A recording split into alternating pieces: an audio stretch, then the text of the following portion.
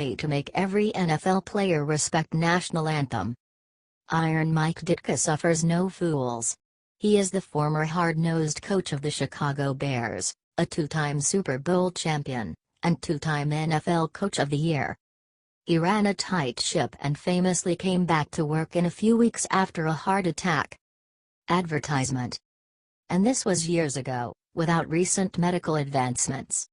He was being interviewed about the NFL and the topic, of course, came around to the scandalous behavior of the still unemployed Colin Kaepernick and the total malcontent Marshawn Lynch, who have both gone out of their way to disgrace America. Ditka has the right solution, and every single coach in the NFL should listen and do exactly what he says. Advertisement. If so, we would stop this problem dead in its tracks. Listen up, guys, because literally your careers hang in the balance. Ditka said. Well, here's the thing. When we live in a society that pays attention to athletes, say, as greatly as they do to Kaepernick, then we're foolish. I mean, athletes' opinions are no different than anybody else's, they're no more significant than anybody else's. They're no more important than anybody else's. Kaepernick would be an unknown, a complete unknown, nobody would know who he was, without the game of football, without the sport he's playing. And not to respect that, you've got to be a pretty unintelligent person, I would think. Because I don't care what your preferences are, you can have anything you want to. But what he has was given to him by the game of football. I think it's important to me that some of these young people playing the game start giving something back to the game. And respect the game the way it should be respected instead of acting like a bunch of fools out there. Radio host, no doubt about it. Hypothetically, Coach Ditka's on the sidelines and one of his players takes a knee during the national anthem. What happens to the player in that case? Ditka, he doesn't play for me ever again.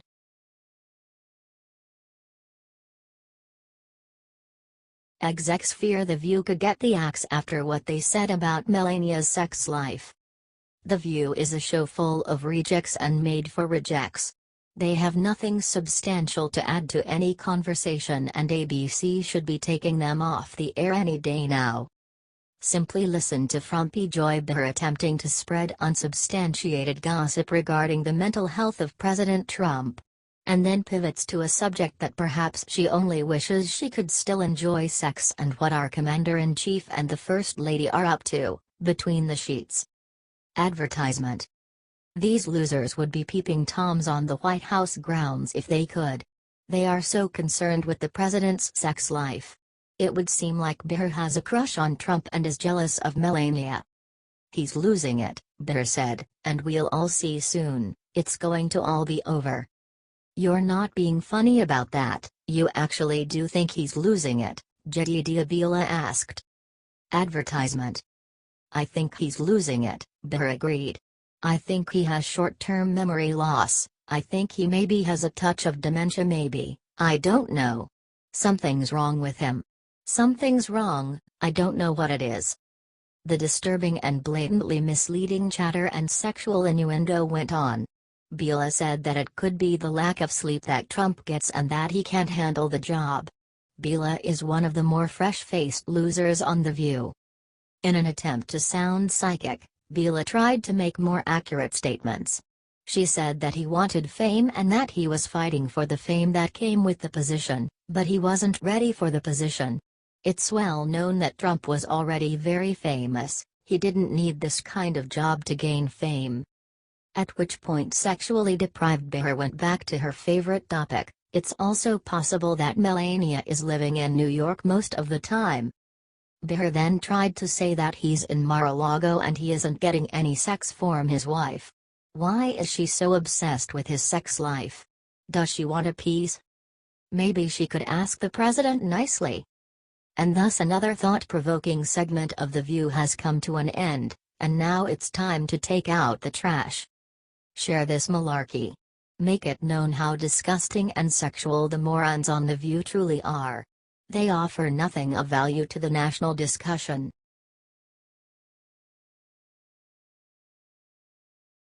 Trump sets new record that makes every other president's jaws hit floor with jealous thud.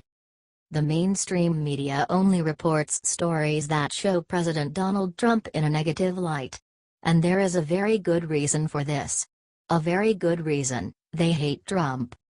Christian News Alert reports, when President Trump first took office on January 20, 2017, U.S. federal debt was sitting at a stunning $19.9 trillion. In half a year, Trump managed to bring the federal debt down over $100 billion, according to Treasury Direct. Ever since Trump took the office, he's been working so hard to make our country better. Also, he's trying so hard to cut the federal debt in half. The latest records show that Trump has the largest decrease of the U.S. federal debt in the history of our nation. The federal debt has been increasing every year since the audits started almost 2 decades ago. Although many people think that former Presidents Bill Clinton and George W. Bush were responsible for debt cuts this drastic, they only managed to cut the debt on a short-term basis. But this isn't the case. Christian News Alert reports, when you look at the unaudited information, which stretches back to the time of the Civil War, there is only one instance where the U.S. federal government showed a decrease in the debt. Ironically, this instance was in 1957 and 1958 when Republican Eisenhower was the president. Eisenhower cut the debt by $2 billion in 2 years, but Trump achieved that in 6 months. Although this is a huge, the mainstream media doesn't really care about Trump's accomplishments. They are ignoring stories that don't support their agenda. Trump helped in boosting the consumer confidence and brought the stock market to all-time highs. He also helped in the real estate market. Back in 2011, most of the houses on sale took 84 days to sell, but now they are down to 45 days. Christian News Alert reports, the Bureau of Labor Statistics shows that unemployment has dropped sharply, especially considering that Obama put unemployment in the opposite direction. Since Trump's inauguration, unemployment has gone from 4.8% to 4.4%, as opposed to Obama's 7.8% to 9.5% during the same time frame. Although Trump has achieved many things, the mainstream media cares only about stories that support their agenda. Also, they proved on many occasions that they just want to attack the president. However, people learn the truth about Trump, who is making our country great again.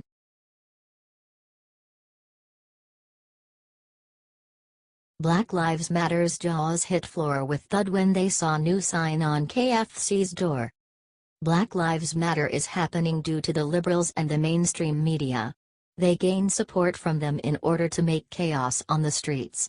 They disrespect anyone on their path and hate on the law enforcement. They make chaos across America and ignore those who in fact really deserve support and respect. The ignorant liberals hire them to raise their voices and to promote violence on the streets by seeking justice. As I previously mentioned, they hate the people from law enforcement, and that is why one Kentucky Fried Chicken restaurant has just put up a sign that has members of the Black Lives Matter movement absolutely outraged. As customers enter one particular Kentucky Fried Chicken in Gallipolis, Ohio, they have been greeted by a surprising sign posted to the front door of the restaurant, reports U.S. Herald. However, the second customers saw this sign, many of them took to social media straight away and decided to share the unexpected message. Since then, the sign has gone completely viral and has been receiving a lot of support from sane-minded Americans and complete outrage from the members of the Black Lives Matter movement. The eye-opening sign posted on the front of the door so that no one would be able to miss the KFC's message reads, "All uniformed police officers eat free every day all day." This sign has obviously been met with anger and outrage from the Black Lives Matter movement, who hate the very people who put their lives on the line each and every day to keep them safe, mostly from each other. A picture of the sign was originally posted to the Ohio Going Blue Facebook page and received an overwhelming amount of support and praise from many Americans. The idea is a noble one and one that just makes sense, to offer food to those that give so much to their local communities. Nonetheless, Black Lives Matter members are furious about the more than respectable sign, continues reporting U.S. Herald. We can all bet that no matter how mad these BLM thugs get about the sign, they won't be able to loot or rob this particular KFC. The non-racist and anti-cop BLM activists have shown their reactions to the sign on Facebook, commenting, "Awesome. I knew I always loved KFC," and other similar comments echoing the same sentiment. Another commenter shared a similar opinion, "Should be nationwide in all restaurants." Yes, all the women and men in blue deserve respect because they are the only one willing to risk their lives every day in order to save yours. The law enforcement deserves unlimited support from and respect from the entire nation, and we are glad that this restaurant knows it. Giving them a free meal is the least that we can do for heroes like this.